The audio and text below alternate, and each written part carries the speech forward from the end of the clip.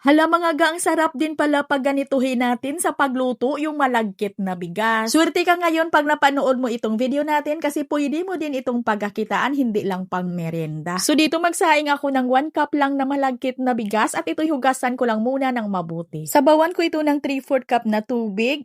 Lagyan ng kunting asin at kunting vanilla extract lang. Maglagay ako dito ng kunti lang din ng margarine at ito'y haluin at isaing natin to. At pag ito'y luto na, ay isit aside muna. Meron ako ditong 1 cup na kinudkod na niyog. Lagyan ko ito ng 1/2 cup na tubig. Maganda kasi pag ganituhin ko ga para labas na labas talaga yung kanyang gata. Dito sa saucepan ay ilagay na natin yung 1/2 cup na gata. At lagyan ng 1/3 cup ng white sugar. Haluin para matunaw yung asukal at pag ito'y kumulo na, ilagay na natin yung sinaing na malagkit. Haluin lang ito ng mabuti hanggang sa ito'y mag-iga hanggang sa maging ganito na siya. At ito na, ilipat natin to sa hulmahan. Gumamit lang ako dito ng hulmahan na yung magkasya lang sa aking paglulutuan na maliit na oven. Sa hulmahan naman natin, pwede kayong gagamit ng disposable aluminum container. So, gawa na tayo ng coco caramel sauce. Ito yung pang toppings natin. Gagamit tayo ng 1/2 cup na fresh na gata or yung coco mama yung gamit ko. At maglagay lang ng 1/4 cup na brown sugar. Mas mabuti gagamitin dito yung dark brown sugar talaga. Lutuin lang ito sa mahinang apoy at continue lang talaga sa paghalo hanggang sa ito'y lumapot. Hanggang sa medyo magkaramel yung ating sugar.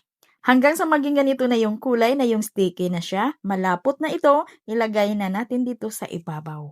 Ipantay lang ito at ilagay ito sa oven. Lutuin ito sa oven ng mga 20 minutes sa 200 degrees Celsius ng init ng oven.